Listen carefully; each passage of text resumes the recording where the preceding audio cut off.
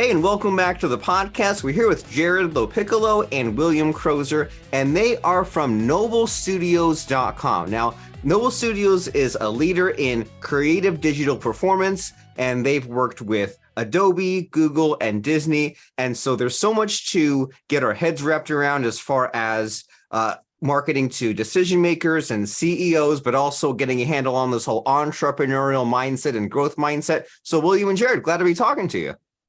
Yeah, thanks. Thanks a lot, Robert. I saw a bunch of your shows already and listened to them, and I think you put out some great content. So hopefully I can add today, Yeah, and it goes both ways, right? Because I'm here to ask the questions, and then you're here to deliver value. And then by being on a show, you kind of expand your reach. But then I also get a benefit from being connected with you, and it all works. And it's so easy to fall into the average zone, right? To be that kind of 9-to-5 employee, and the average person, they're just barely getting by. They're negative. They don't think things will work out. And it's up to us to kind of always be curious, always be learning, and always be kind of working. So like, what are your thoughts on that? Like, what separates the successes from the failures, and what should we really be paying attention to? Yeah, it's a great question. I think a lot about entrepreneurs, and we joke, we always say we're, cut from a different cloth or we're a different breed. And I think it comes down to attitude. At the end of the day, I think you need to lead with the very sort of positive, can-do attitude, right? Never give up, right? Anything is possible. I've actually got this great quote, in my home gym, just written on a whiteboard. In fact, I've got a whiteboard everywhere in my house, as most entrepreneurs do, or they walk around with, this sort of moleskin book. But I have this quote in there that says, what would you attempt, if you knew you could not fail? And I think that resonates with entrepreneurs, right? They hit these sort of stormy patches of weather, and it's that positive can-do attitude that sort of gets them out of that. And then you effectively work with your management team to embrace that same sort of positive attitude. And I think that is truly what helps separate us entrepreneurs from others, that maybe aren't carrying their vision into the future or whatnot. Using your imagination for good rather than for the negativity. And you're stirring up all sorts of things in my brain, because I think that we've all gone through that sort of transformation process. And it almost feels like from like the teenage years and early adulthood, it's like we have to dig ourselves out of this hole, and then we're kind of thrust into the circle of friends that we knew from like high school or college or before. And it just ends up being a lot of people that kind of shoot us in the foot. And then there's also, like you're mentioning about kind of like, shooting for the stars and saying, what could you do if you could not fail? And it's like, it's bringing up all this kind of maybe past anger in me, because I think that we all have people that come and go in our lives. And sometimes I would say like, well, I want to do this. I want to build this business, make this project. And I would find myself in the past either like shooting down the idea right away, or talking to someone and they would say, well, here's why we can't do this, and here's why this isn't possible now. And I think that there's kind of that necessity to like think in multiple timelines and say, like, even though we haven't figured it all out, even though we don't have all the answers, let's still figure out the goal and be like, 20 or 50% more optimistic than is natural, because we need extra effort to get there. Yeah, I couldn't agree more. I think, and it is funny, along your life journey, you do run into people that maybe don't have, they're safe, identifying why things won't work out, right? That's a safe place to be in, right? You don't have risk, it's easy to not commit to something. But I think what really takes that courage is that curiosity and the belief that you can do something, and I remember back even, when I was in grade school, I had a friend who was in tennis, and I wanted to play tennis with him. And he was like, I can't play with you because you're not good, and I'm actually good, and it's going to draw my game down. And I just thought, oh my gosh, so he was young. At a young age, he started to put himself in an environment where other people around him would challenge him, right, and would build him up. And I just thought that was such an incredible idea at that time. I felt offended, of course, because I'm like, I just want to play tennis. And he's like, no, I'm not going to do that with you. And so I think about that. You can still, of course, be around people that maybe aren't as curious or courageous, and aren't risk takers. But I think it's important, if you're a true entrepreneur and you want to grow, you want to attack that vision, you want to, you want to really just like do the impossible, you need to surround yourself with others that have that same belief system. Because what you'll find is you'll just knock through those walls when you've got 4 or 5 people next to you saying, absolutely, keep going. You're doing a good job. I believe in you. You believe in yourself. Let's keep going. So I think it's critical when you, as an entrepreneur, to make sure you do surround yourself with people, that will build you up, but also those that can keep you in check too, right? And can cautiously warn you maybe that there's a cliff that you're walking towards you're unaware of. And how do you avoid being too cutthroat? How do you avoid being someone that just like takes on friends and then shakes friends off and keeps going to the next level? Because like we all want to like, only be around that circle of friends that kind of helps us and when we help them and pumps us up. But then there's also, if you're not careful, you might be a jerk and you might be like ghosting people left and right. So do you ever think about that or come across that problem of like being too much of a jerk friend who just casts people aside sometimes? So we've been running Noble for 20 years now. And I would say in those early days, I was pretty dogged about like, hey, I'm going to surround myself with the right people. I want to grow. I want to be around those that think similarly. And I think over time, you realize that you can have the best of both worlds. So I actually live in a small town, Carson City, 54,000 people, but a lot of our business is working out of the Bay Area or Silicon Valley or New York or London, where these are high profile, powerful individuals. But I find that by being humble and leading with humility, you can have the best of both worlds. So I do have some of those friends that are like, you're crazy. I'm going to stay cautious on that cautious edge.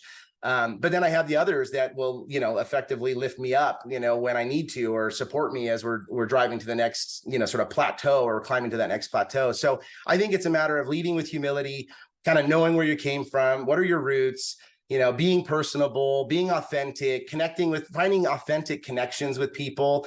And then you don't have to be so cut and dry. But I think those early days, it is about being disciplined. And I think it's important that people are disciplined. Otherwise, if it doesn't catch on, right? If your idea doesn't catch on, at least you can say, I put all the effort into it, right? I surrounded myself with the right people. I made the right decisions. I put 100% into it. But I think as you start to, gain some traction of success, I think it's important to kind of dial that back, remember your roots, be humble, those kinds of things. Pivot. I love it. So you're saying that there might be like different tiers of friends. And nowadays with social media and with podcasting, we can maybe even be more efficient with those friends. Whereas back before, you might have lost touch with someone for many years, or if you were in touch, you would be like just talking on the phone for hours on end. But now you can have these kind of more micro interactions.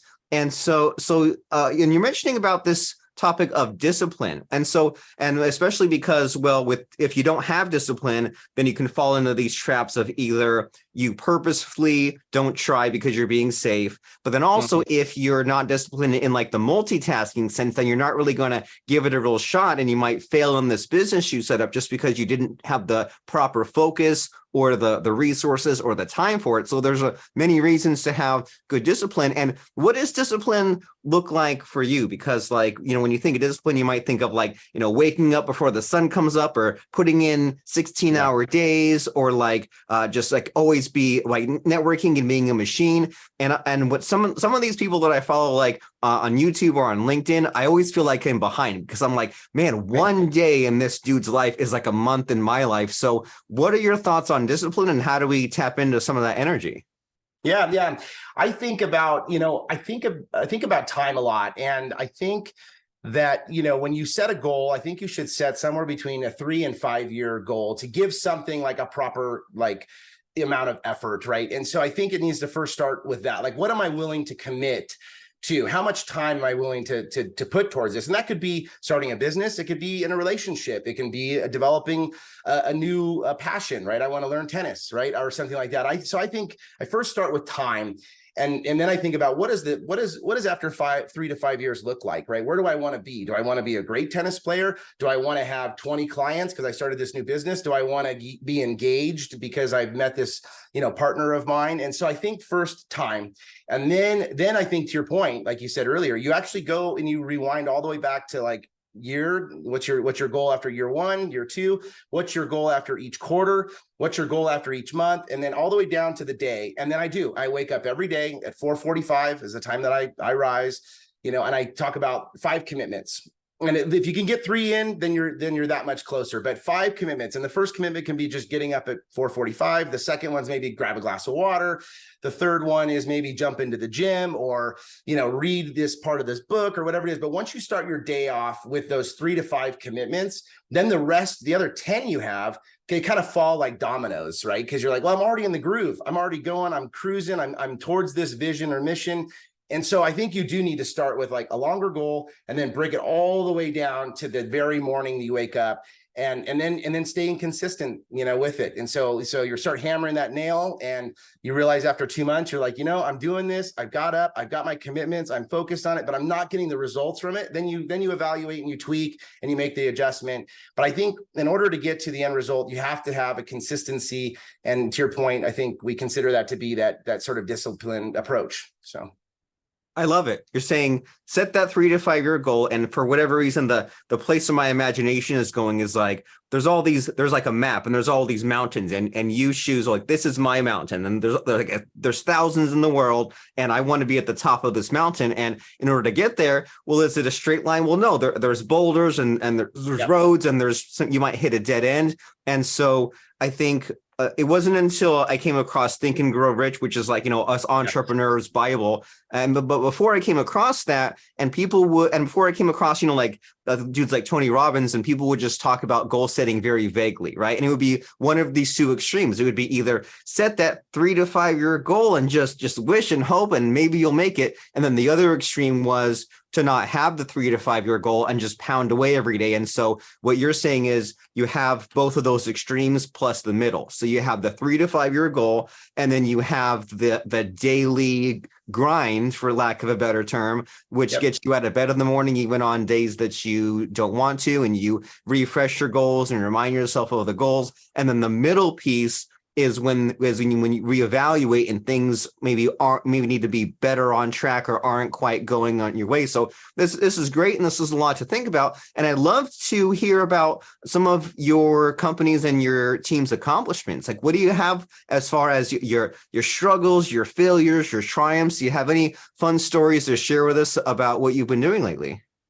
Yeah, thank you. One of the things we've done recently it's this concept of entrepreneurial operating system. So we adopted a framework that we use with our management team. We were finding over the years, we would meet, and it would spiral. We would talk for hours that, you'd never finish a meeting with everyone feeling satisfied, right? And so one of the things we did recently, which kind of permeates into all the things we're doing and all the things we're focused on in the company, is adopt this idea of an entrepreneurial operating system. And it first starts really with like the mindset, right? So everyone wants to work on the business. We all want to be our best selves, right? We want to grow areas that maybe we, have some weaknesses in.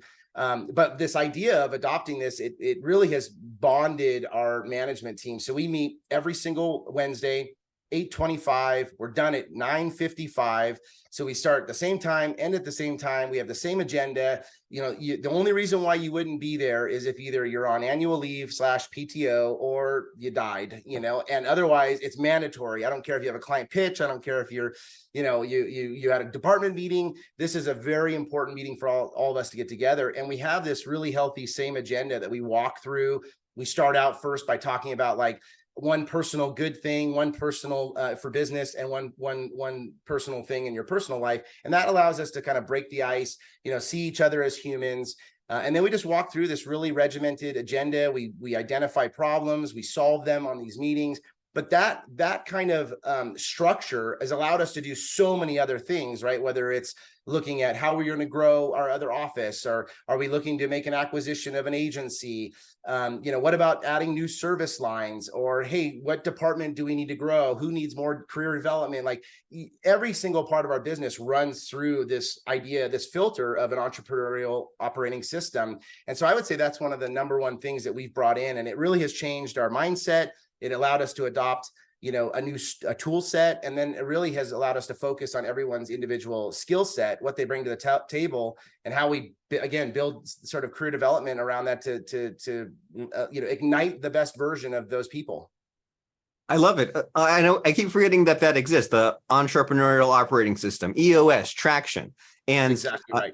And to have this framework that it's amazing that something like this did not exist years ago, but it's great that we have it now, so that way we can have these meetings, this collaboration, this structure to get things done, to really like unleash our best selves. And then as far as your agency, do you have anything to share about like big wins? Like if someone said like, what's a great example of what you guys do, and you had like a really great just like nugget of success, what do you have?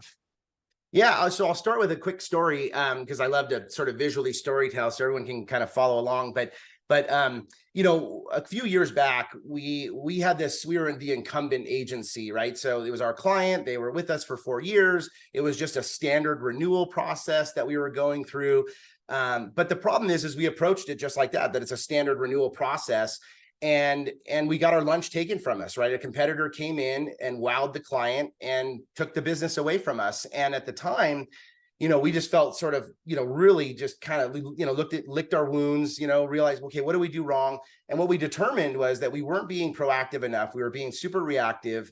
And I came up with this idea of this concept of a zoo bear, right? Who just kind of waits around and ready to get fed, and, gets fed every 9 o'clock and then 2 o'clock and then midnight, doesn't have to hunt for the food, same meal every day. And then there's this idea of a wild sort of hungry bear, right? Who's always on the hunt, who's, never content, but never really truly satisfied. And so we took that approach with one of our existing clients, because we didn't do well that first time, and it was the city of Santa Monica. So we do all of their brand work. We're considered now the record agency, but we came at that with some of the biggest competitors in the agency world for travel and tourism, and we came at it like, hey, this is our existing client, so we have an edge, right? We know more about this client than anybody else. But we also know what the competition is likely going to bring to the tables, because we also know where our weaknesses are. And so we came at it like a wild, hungry, like bear with just, claws, and we're going after it. And it was just such a good win. And so I would just give any other entrepreneurs this idea that like, don't be complacent, right? Be content, but don't be totally satisfied. And of course, also, your business is only yours if you're providing value. And you're continuing to push the needle and hit those KPIs for your client, but never be satisfied all the way, and really lean in hard and be that wild bear. I think that is an amazing lesson, where it's easy to just get sort of fat and happy and be satisfied with where you are. And it's important to be alive and do your best and have some amount of that productive stress. And for sure, there's like too much of anything, right? There's too much of being happy. There's too much of playing video games. And then on the flip side, there is too much of just being unhappy with who you are, but there's somewhere in the middle. And I think that even the average entrepreneur probably has to try a little harder, right? And to take more of these risks and go on more of these adventures, because if you're just continuously on that flat line, then you're one step away from being bored, and like you're saying, have this one big client drop off and another one drop off, and next thing you know, you're on a downward slope, and then it takes more work to stop that momentum and go back up than if you just put in a little bit more effort every day and just been aware of your own potential and what you could and should do. And so you've been here and you've told some of these amazing stories, given us some of this entrepreneurial mindset advice. Now, can you tell us, if someone watching or listening to this podcast says, man, what is going on at Noble seems really amazing, how does somebody know what you do and if they're a good fit for you and what action to take? Yeah. Well, I would say, like everyone, we have a website that explains kind of the value that we provide. You could really get an understanding of the type of culture that we have. We use cuss words. I try to refrain from that when we're on podcasts, but we use those. You can see it in our text. So you can kind of, to a certain degree, self-select in or out. My contact information is super available. You can find it either on the website. You can go to LinkedIn. You can direct message me. and we can have a chat. I would say don't sell me anything, if I'm not looking for it, but we can go back and forth and learn a little bit about each other. But I think we do a good job. That we're not the shoemaker's kids. We learned that about 5 years ago, that we actually have to invest and treat ourselves just like a client, like we do our other clients, so that we can show up and be relevant and stay relevant, especially in this changing world, right? Everyone's starting to see everything percolating from AI to DEI to you name it. And it's a great complex world to be in right now. And so staying relevant and staying top of your game is what's going to keep you, as a relevant entrepreneur. Excellent. The only constant is change, and don't take things for granted. And so what's the URL? What's the call to action next step? Yeah, I probably should have mentioned that, shouldn't I? So noblestudios.com.